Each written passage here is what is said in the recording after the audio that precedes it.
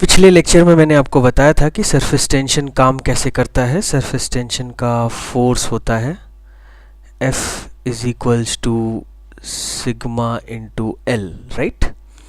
ये होता है सरफेस टेंशन का फोर्स। और L के बारे में मैंने आपको बताया था कि भाई ये जो L है ये किसी भी इमेजिनरी लाइन की लेंथ हो सकती है L, जिसकी तरफ दो मॉलिक्यूल्स हैं, दो सेट ऑफ मॉलिक्यूल्स हैं। यहाँ पर भी मॉलिक्यूल्स हैं, यहाँ पर भी मॉलिक्यूल्स हैं, राइट। अब जब ये मॉलिक्यूल्स अपना डिस्टेंस इंक्रीज़ कर लेते हैं सरफेस के एक्सपेंशन की वजह से, सरफेस एक्सपैंड करेगा तो भाई मॉलिक्यूल्स के बीच की डिस्टेंस तो बढ़ जाएगी।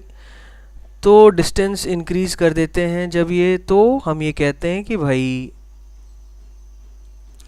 इनके बीच में रिस्टोरिंग फोर्स लग रहा है, एक्सपैंडेड मॉलिक्यूल्स के बीच में रिस्टोरिंग फोर्स लग रहा है F, ठीक है।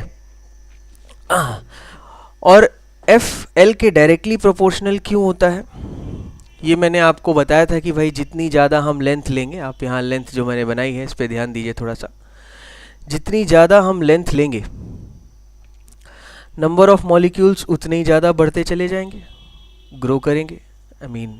ज़्यादा नंबर ऑफ मॉलिक्यूल्स आ जाएंगे उस लेंथ के अक्रॉस। तो जब ज़्यादा मॉलिक्यूल्स आ जाएंगे तो फोर्स भी बढ़ जाएगा, क्योंकि एक मॉलिक्यूल दो मॉलिक्यूल्स के बीच का जो फोर्स है और बाकी का जो फोर्स है वो एडअप होता जा रहा है। तो ज़्यादा फोर्स मीन्स ज़्यादा length corresponds to more force, ठीक है। तो इन सब बातों को ध्यान में रखते हुए हम अब ये समझने की कोशिश करते हैं कि डिफरेंट सर्कमस्टेंसेस में सरफेस टेंशन फोर्स काम कैसे करता है। आपने कभी पेंटिंग करी है जूनियर क्लासेस में, let's say class 4th 5th में या फिर 6th में, जब आप वाटर कलर्स यूज़ करना शुरू करते हैं। तो वाटर कलर्स में ख़ास बात ये होती है कि आप जैसे मान लीजिए कि आप ब्रशेज़ यूज़ करते हैं, जो ब्रश आप यूज़ करते हैं, जब वो ब्रश सूखे हुए होते हैं तो उनके जो तार होते हैं या धागे होते हैं, ब्रिसल्स जिनको हम कहते हैं, वो फैले हुए होते हैं। अब जैसे ही हम ब्रशेस को किसी लिक्विड में या कलर में डुबो देते हैं तो हम ये पाते हैं कि उनके जो धागे हैं वो अपने बीच में कंबाइन हो चुके हैं और एक दूसरे से सट चुके हैं। ये सरफेस टेंशन की वजह से ही होता है। इसको हम लोग देखेंगे कि होता कैसे है। तो नेक्स्ट डायग्राम में यहाँ पर मैं आपको दो धागों का एक्सपैंडेड व्यू दिखाऊंगा, ठीक है। अब इन दो धागों के एक्सपैंडेड व्यू में मुझे पानी दिखाना होगा। तो मान लीजिए कि हम कोई दूसरा कलर यूज़ करते हैं, लेट अस से ग्रीन कलर, या कलर दिखाना होगा। तो ग्रीन कलर में आपने मैंने वाटर मॉलिक्यूल्स बना दिए जो कि उन ब्रशेस से या धागों से लगे हुए हैं, ठीक है। तो जैसे ही ये मॉलिक्यूल्स आते हैं बीच में, ये सरफेस टेंशन फोर्स एक्सर्ट करते हैं, एक्सपैंडेड सरफेस है इनका, तो सरफेस टेंशन फोर्स एक्सर्ट करते हैं। तो ये होता क्या है कि ये धागे एक दूसरे से सट जाते हैं, कंबाइन हो जाते हैं, ठीक है, जिस कारण से आपको ये वाला इफेक्ट देखने को मिलता है। तो बेसिकली फोर्स कैसे काम किया, फोर्स इस तरह से काम किया कि भाई force is equals to sigma into L, where L is of course the length of the धागा, है ना, और sigma is the constant of the colour, water colour, constant of water colour,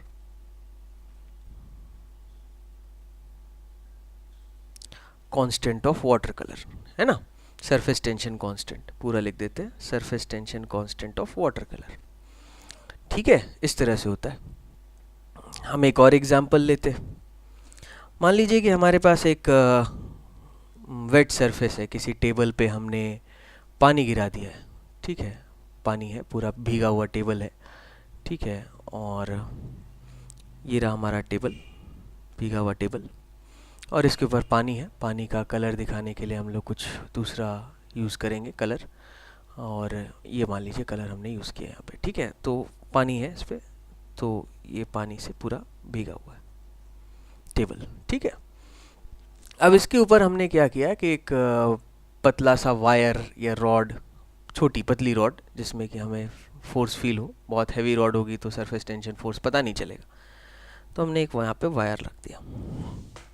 ठीक है, अब आप इस वायर को टॉप व्यू से देख रहे हैं, ऊपर से देख रहे हैं, टॉप व्यू। ठीक है, हम एक काम करते हैं, इस वायर को हम क्रॉस सेक्शनल व्यू से देखते हैं, मतलब सामने से देखते हैं। तो सामने से अगर हम देखेंगे तो हमें वायर की लेंथ नहीं दिखाई देगी, हमें सिर्फ वायर का क्रॉस सेक्शन दिखाई देगा। मतलब हम वायर को अगर सामने से देखें, ऐसे एकदम इस तरह से व्यू करें, ठीक है, तो हमें वायर का क्रॉस सेक्शन दिखाई देगा साइड से देखने में। और अगर उसका क्रॉस सेक्शन सर्कुलर हुआ तो हमें इस तरह का उसका क्रॉस सेक्शन दिखाई देगा। अब ये जो वायर आप यहाँ पे देख रहे हैं, ये वाला जो वायर है, ये जो वायर आप देख रहे हैं ये स्क्रीन में बाहर से अंदर की तरफ जा रहा है, और ये वाला जो वायर आप देख रहे हैं ये स्क्रीन के ऊपर रखा हुआ है। तो ये फ़र्क आपको समझ में आ जाएगा। अब इसके तरफ मॉलिक्यूल्स हैं, दोनों तरफ वाटर मॉलिक्यूल्स हैं। जैसे ही हम इसको उठाने की कोशिश करेंगे, as we try to pull it up, तो थोड़ा सा जैसे ही हल्का सा ऊपर उठेगा तो मॉलिक्यूल जो है ये जो साइड अलाइंड थे, साइड में अलाइंड थे, ये बॉटम अलाइंड हो जाएंगे। बॉटम अलाइंड हो गए, तो बॉटम अलाइंड होने के बाद ये इस पे सरफेस टेंशन फोर्स लगाएंगे एफ डैश, और मान लेते हैं एफ डैश। ठीक है, तो जो टोटल फोर्स होगी F naught, that will be equals to 2f dash. ठीक है, 2f डैश हमारी टोटल फोर्स होगी, और ये जो 2f डैश है ये हो जाएगा 2 इंटू सिग्मा इंटू एल। अब ये L क्या है भाई, ये L जो है आप यहाँ नोटिस करिए कि आपके इस वायर की लेंथ है ये L, क्योंकि इसके दोनों तरफ मॉलिक्यूल्स अलाइंड है इस तरह से। ठीक है, तो ये जो आपका फोर्स हो जाएगा ये हो जाएगा 2 इंटू सिग्मा इंटू एल। तो इस तरह से आपका इस केसेस में सरफेस टेंशन फोर्स काम करता है। ठीक है, अब हम मान लीजिए कि एक और सेट ऑफ एग्जांपल्स लेते हैं। इसके लिए मुझे पेज चेंज करना पड़ेगा। मैंने पेज चेंज किया, यहाँ पे इसको क्लियर कर देते हैं। ओके, अब हमसे कहा गया कि भाई ठीक है, एक वेट सरफेस है, there is a wet surface, गोले कलर का वेट सरफेस बनाते हैं। ठीक है, और इस वेट सरफेस पर कुछ पानी लगा हुआ है, वेट सरफेस है, पानी बिखरा हुआ है, तो पानी का कलर दिखाने के लिए ठीक है ये यूज़ किया, तो ये हमारा वेट सरफेस हो गया। ठीक है, इस वेट सरफेस पे ये पानी का कलर ही हमने यूज़ किया। अब इस वेट सरफेस पे कोई डिस्क रखा हुआ है, डिस्क को अलग कलर से दिखाएंगे, ब्लैक से ही दिखाते हैं। चलिए, डिस्क रखा हुआ है, ऐसे रखा हुआ है, ये डिस्क है। और डिस्क की खास बात ये होती है कि इसके पूरे एरिया में हमको मटेरियल मिलेगा, डिस्क बीच में से खाली नहीं होता। तो ये कंप्लीट डिस्क है, ये पूरा हमें डिस्क रखा हुआ है। इस डिस्क को हमने उठाने की कोशिश करी, सरफेस से ऊपर उठाने की कोशिश करी, तो कितना सरफेस टेंशन फोर्स लगेगा? What will be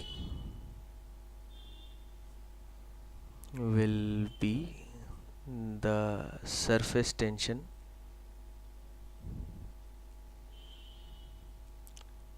force acting on the disk when pulled up। जब ऊपर की तरफ पुल करेंगे तो सरफेस टेंशन फोर्स डिस्क पे कितना लगेगा। तो ये कैसे पता करेंगे कितना लगेगा सरफेस टेंशन फोर्स डिस्क पे? तो हम क्या करते हैं, डिस्क को अलग से बनाते हैं। ये हमारा डिस्क है, इसको हमने अलग से बनाया, और हम ये नोटिस करेंगे कि डिस्क के सारे तरफ से मॉलिक्यूल्स अलाइंड है फ्रॉम ऑल साइड्स।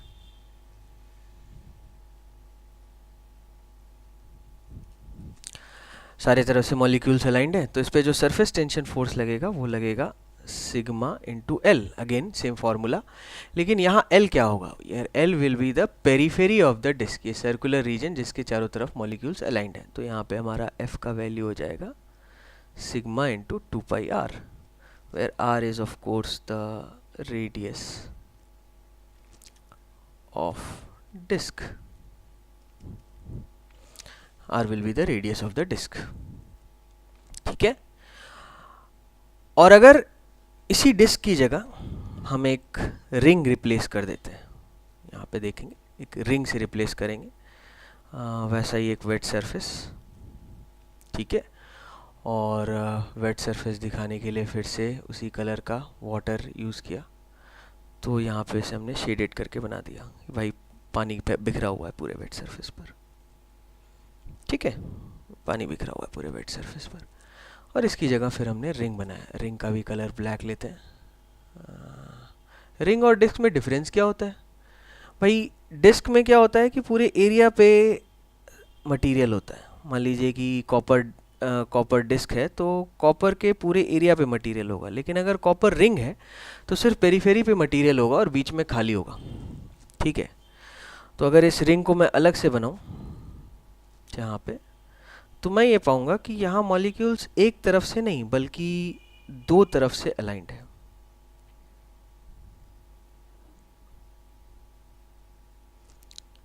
दो तरफ से मॉलिक्यूल्स अलाइंड है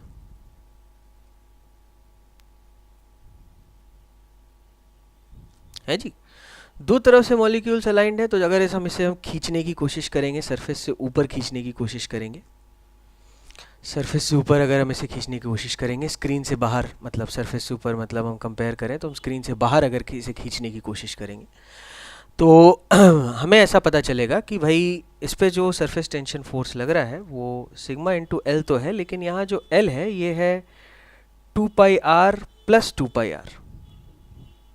अब ये दो 2πr कैसे हुआ, एक इनर रिंग के लिए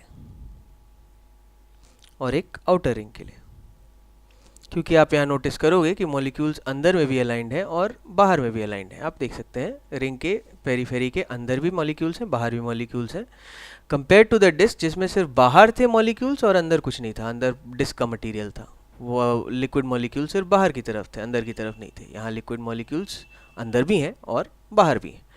तो 2πr प्लस 2πr, तो आपका सरफेस टेंशन फोर्स हो जाएगा sigma into 4πr। So this is how surface tension force works। हम सरफेस एनर्जी और बाकी की चीज़ें देखते हैं नेक्स्ट लेक्चर में। Thank you very much, have a good day.